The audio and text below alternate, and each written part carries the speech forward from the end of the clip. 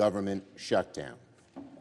Democrats have said from the start that the only solution for avoiding a shutdown is bipartisanship, and we're glad that Speaker McCarthy has finally heeded our message. In the end, more Democrats supported this bill in the House than Republicans, proving bipartisanship was the best answer all along. I want to thank my colleagues here in the Senate, especially our And actually, many U.S. government services would actually be disrupted, and hundreds of thousands of federal workers were furloughed without pay if Congress fails to provide funding for the fiscal year. Now, the Social Security Administration will continue to issue retirement and disability benefits, but it will continue under the Medicare and Medicaid health programs. The Veterans Administration will continue to pay veteran benefits, but the Small Business Administration will not be able to issue any new loans, though loans for small businesses are hurting by natural disasters and will continue. Most employees of the Federal Emergency Management Agency would remain on the job, and the agency would risk losing out for funds of disaster relief and long-term recovery projects. In 2018-2019, the White House has furloughed 1,100 of its 1,800 staff in the Executive Office of the President. Some offices, such as the National Security Council, continue at full strength, while others, like the Office of Management, were scaled back sharply. Equity markets, private markets, including private equity markets, where they're covered only by the weaker SEC disclosure rules. The private funds total assets under management are about $26.5 trillion. But how much was poured in last year? Do you know the number? I want to look at what's happening now. I'm sorry, it's in the low single-digit trillions. Well, does $4.5 trillion sound right to you? We could get back, but it's probably in the ballpark. Right. Okay, it's right. So do you know how much money investors put in the same time period into the public market where they got much better protection? What you're highlighting is there's as much activity and in some years more activity in the private markets than the public markets. Do you know what the number? Yeah, any good news welcome at this point, right? Well, the news is that folks on Social Security will not have to file a tax return in order to get their federal stimulus check. Those are expected to be mailed out here within the next week or so. And the Treasury Department officials there announcing that Americans on Social Security or disability will no longer have to file taxes. So more financial relief is on the way for millions of low-income households. The lawmakers have actually agreed to send out stimulus aid to those being impacted by the crisis. So Americans may actually qualify for monthly checks of up to $100. And with inflation at record highs, Americans are feeling the pain of higher prices. It's especially true when it comes to filling their gas tanks. And as of June 22, the average price of a gallon of gas was more than $5. In an effort to provide some sort of financial relief, the federal government has actually come up with several short-term options for assisting the public, while also addressing the larger short-term an issue of inflation at hand. Some of these ideas include tapping into emergency oil reserves as well as federal gas tax holidays to encourage more production out of the oil companies. One of the leading proposals at the moment is the Gas Rebate Act of 2022. It has been dubbed the gas stimulus. Similar to the stimulus checks that were sent out during the crisis, the gas stimulus check would be a series of checks sent to qualifying Americans. Now folks, listen to this. Each payment would be of actually $100, with an additional $100 for households and dependents. And for each month where the price of gas was higher than $4 a gallon, the eligibility requirements are less than $75,000 for single filers and less than $150,000 for joint filers. Many individual states have taken matters into their own hands and approved similar measures for their residents. For instance, in California, gas costs are considerably more than in other states. These are the plans to give relief checks of up to $1,000 for a qualifying family. In another group in North Carolina, the state senators are proposing giving every local licensed adult a one-time $200 stimulus payment.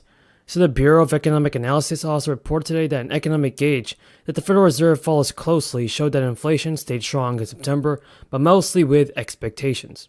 So folks, the core personal consumption expenditures and price increase over 0.5% from the previous month and accelerated to 5% over the past year.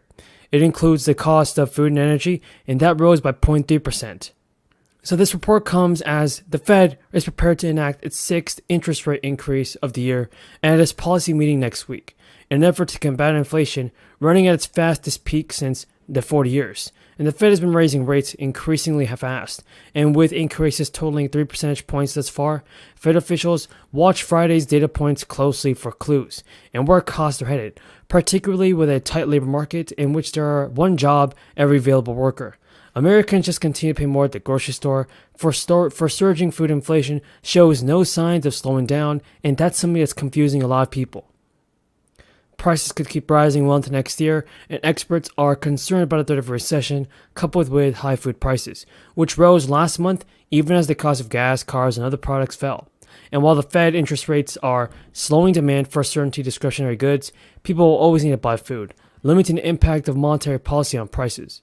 And according to The Hill, this issue with the supply chain is a problem, and farmers and food processors have reported difficulties, and something needs to be done. President Biden said the negotiations between the legislature and the governor delayed the timeline of the payments. Exactly who would get the rebates and how much would they be. And so they finally came to a reasonable conclusion, but it was too late to distribute this money in the summer. Depending on your income and your tax filing status, you could get anywhere from $200 to $1,050. You must have filed taxes in California in 2020, and you must still live in California now. There are about 3 million Californians who did not file income taxes. According to the IRS, if you collect certain benefits, including SSDI, you may see the money starting today. The IRS says it received the data it needed from the Social Security Administration last week for people receiving the following: Social Security retirement, survivor or disability, supplemental security income, and Railroad Retirement Board beneficiaries who did not file a 20... Here is an important fourth stimulus check update, information about the Social Security benefits, and an increase in SSI and SSDI. Here's the most important information that I want you to know. November checks are beginning to go out.